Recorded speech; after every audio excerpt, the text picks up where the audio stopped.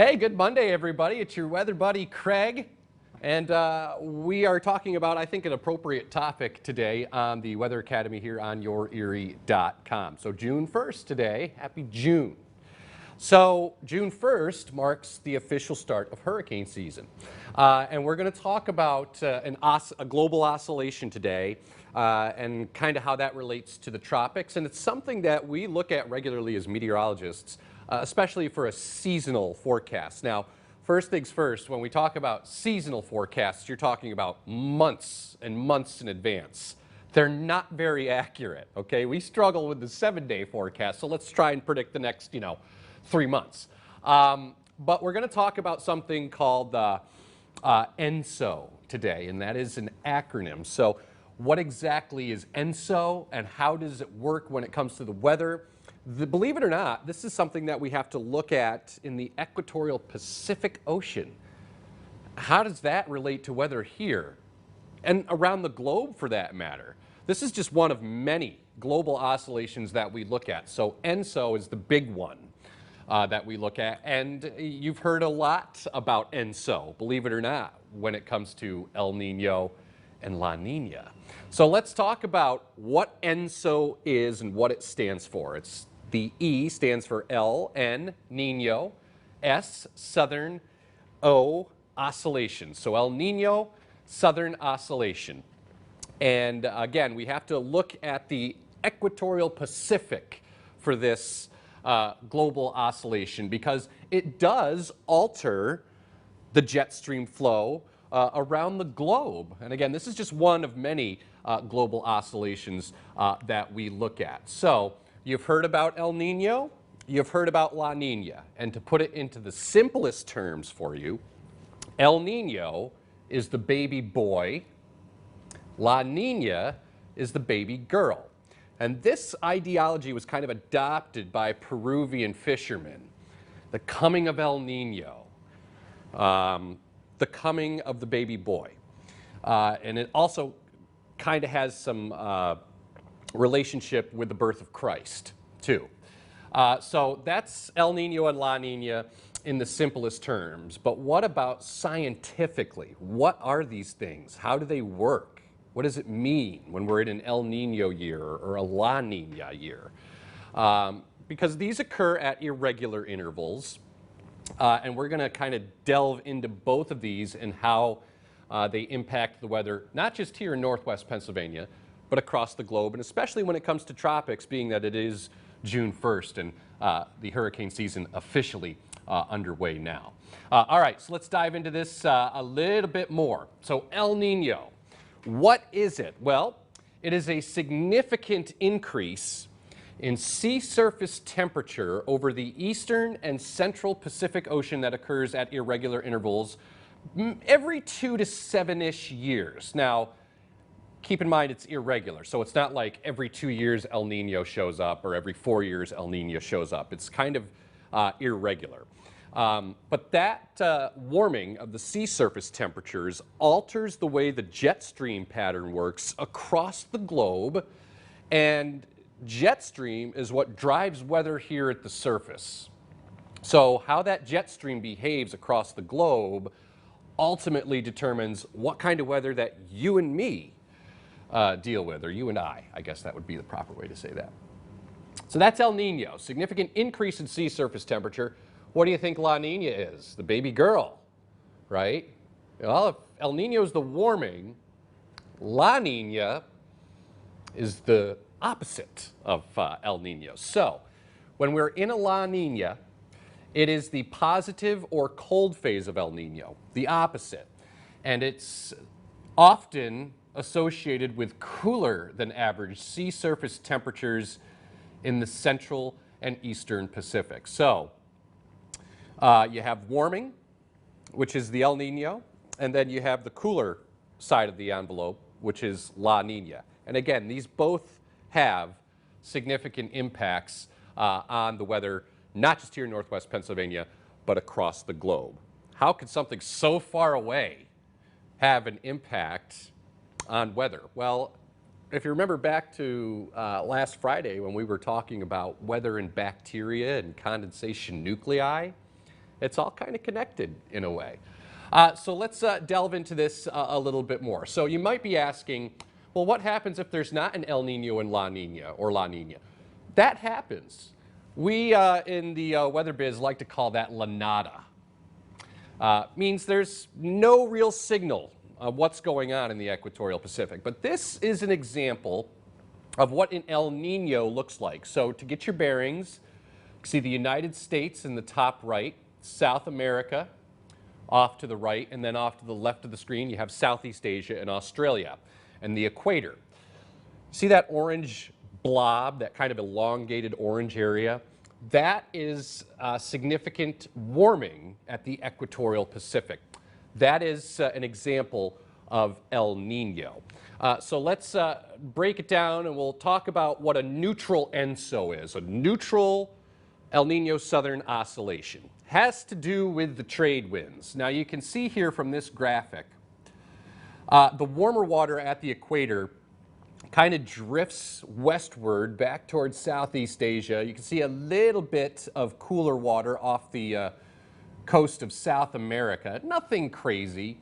So that's kind of what a neutral ENSO is. There's really not much happening out there, which makes forecasting very tricky when it comes to trying to predict seasonal forecasts. Like, we often get questions, what's the winter going to be like? What's the summer going to be like? Well, the first place we usually look is to ENSO.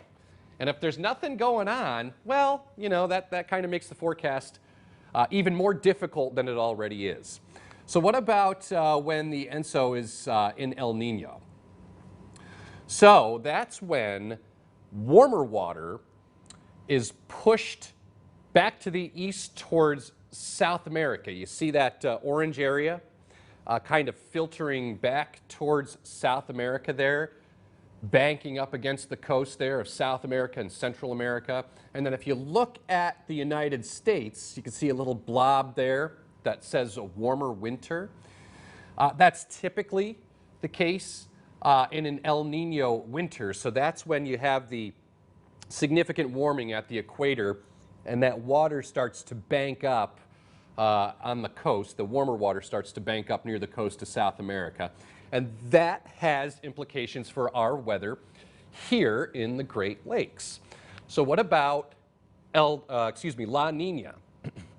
Obviously, it's the opposite, the cooler temperatures, cooler sea surface temperatures at the equatorial Pacific. Now this, when we get into a La Nina winter, the trade winds are increased, okay? So kind of blowing the water in the opposite direction. That warmer water is blowing all the way west towards Australia and Southeast Asia. Now, that causes problems in that part of the world, but for us here, it's just kind of a cool, wet type winter. The desert Southwest usually experiences dry and warmer weather. But you can see all of that colder water now banking up against the coast of South America, Central America, even up into the Baja, California, and Mexico there. So that's what a La Nina looks like. So the warmer water is blown to the west, way out towards Southeast Asia, which has implications on their weather. More water, or more warm water, means more moisture, more evaporation, okay?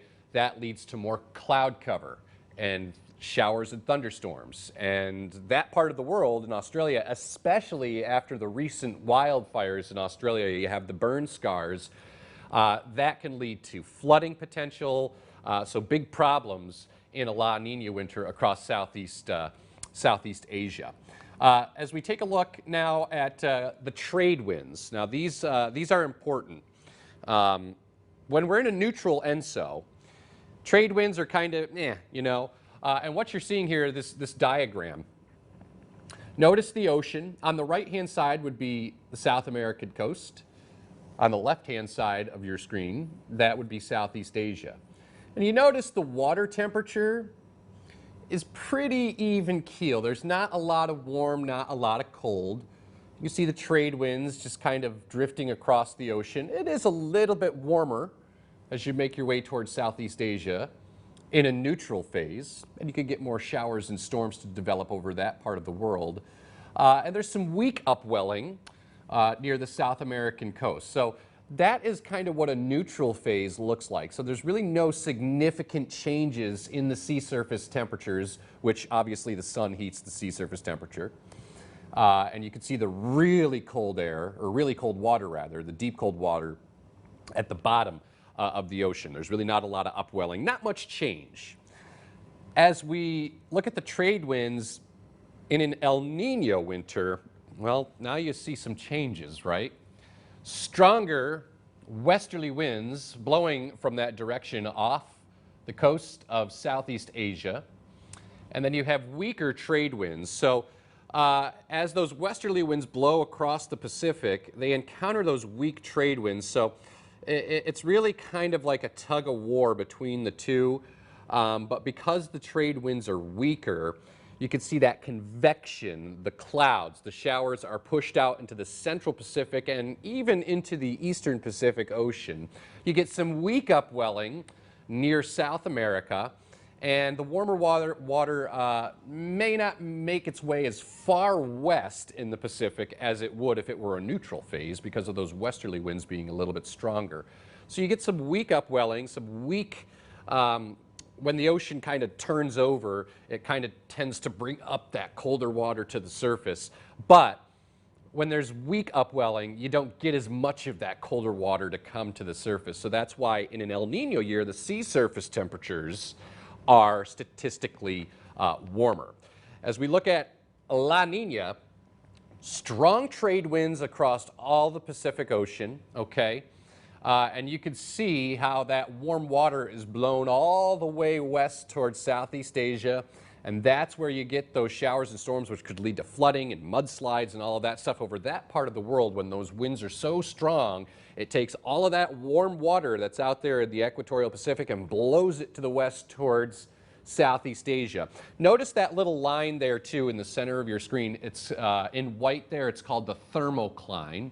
And what a thermocline is it kind of is the demarcation line. It's the gradient between really cold water and the warmer water on the surface of the ocean. Remember, kind of tying this into weather, warm air, lighter, less dense, so it rises. Cold air, heavier, dense, so it sinks. Same kind of idea on the ocean. So that layer of warm water on the ocean, right at the top, with the colder water deep down into the ocean. But during a La Nina year, with the stronger trade winds blowing across the ocean, it kind of overturns the ocean there. And you can get a lot more of that strong upwelling, a lot more of that colder water to come to the surface near the coast of South America. So that's what it looks like in a La Nina. The trade winds look like in a La Nina year. Strong trade winds, all the showers and storms, all the warm water blowing to the western side in the Pacific Ocean. All right, so let's talk about the tropics during El Nino versus a La Nina year.